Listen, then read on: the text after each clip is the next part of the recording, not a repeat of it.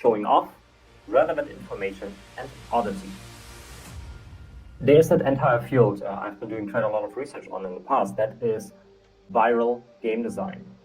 When people think about virality, they usually think of marketing, like some kind of techniques that people use for the marketing trailers or marketing campaigns so that the users will share all that content as much as possible with other people. Virality, everyone knows that concept. However, as a game designer, you can actually create your game in a way that it bears a lot of viral potential. Talking about content, the actual design of the game. If you have the virality in mind, you can increase the potential a lot that people will share your game on YouTube or on TikTok or on any other kind of channels. This is what you want. Try to mix in some viral game design in your game. So how do you do that? With my former team, we have been figuring out a few factors that are really, really important to increase the viral potential of your game. And that is showing off, relevant information, and oddity. So think about all the content you see on YouTube, for example, on games. Try to understand what this content is about. Usually you will see people just showing off their skill. If they have been able to manage a very, very difficult challenge, they are very likely to share it with other people. The next thing is relevant information. How do you deal with a situation in the game? How do you beat a challenge in the game?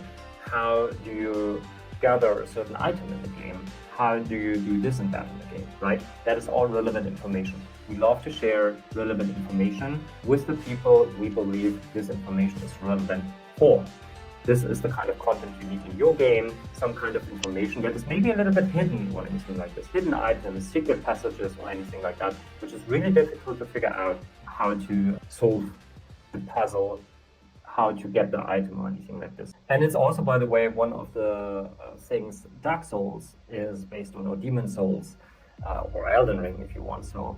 But especially the early Souls games like Dark Souls and Demon Souls, they were hiding so many things. They didn't make things obvious. The entire narrative, the entire lore of the game is very well hidden. It's all there, but it's so well hidden that a lot of people in the beginning, especially when Demon Souls and the first Dark Souls released, people said, these games don't have a story. But it is there. It's just hidden. And the community had to figure it out together. The third category is oddity. People love to share weird, funny, odd things. That is glitches, as an example. One thing that is shared a lot, and there's entire videos only about glitches in games, is these kind of things. Or if something funny happens in the game. Speed running as well, for example. Anything that is crazy happening in a game will make your game viral. So sometimes it even makes sense to leave some funny glitches in your game, if they are not game breaking, just for this fact that people will share it and will discover your funny glitches. So these three factors, showing off relevant information and oddity, will get you potentially some virality. For the weirdness factor, I immediately think of Lethal Company, which was going viral or is still going viral like crazy. For example, if somebody dies and you can pick up their body to still gain some money of the person that died, and you're running around with the body in your arms and it's like glitching everywhere and looks super weird. Similar thing in Phasmophobia, I think, as well, where the movement is just super cringe and weird, where you have your flashlight and you just like, and then everything looks weird.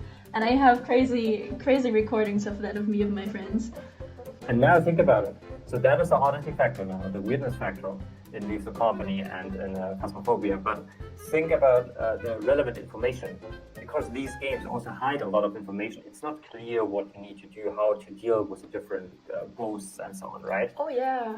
In Phasmophobia, there's so many stats of ghosts that aren't known. In the game, you only have your journal, you only have your guidebook to like skip through, and there's a text about the ghost and what the ghost originates from or anything. But it's not really that relevant for actually finding out what kind of ghost it is. Most of the knowledge, I think, in Phasmophobia was discovered by the community themselves. Exactly, that is all the terrible stuff. And also think of Easter eggs, for example. Think of the famous Battlefield Easter eggs being shared so much that you can only see when you work together very well with your team, and it's so hard to figure out how these kind of Easter eggs work.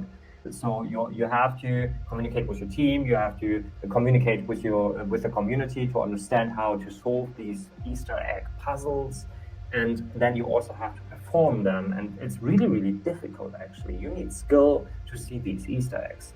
So you have all three factors. The odd Easter egg, which is maybe a huge shark or some aliens coming to Earth or anything like this. Then you got the important information, because everyone wants to know how to trigger the Easter eggs. And you absolutely also have the showing off factor, because it is hard to actually get to see the Easter eggs, and you have to communicate well with your team and perform and everything.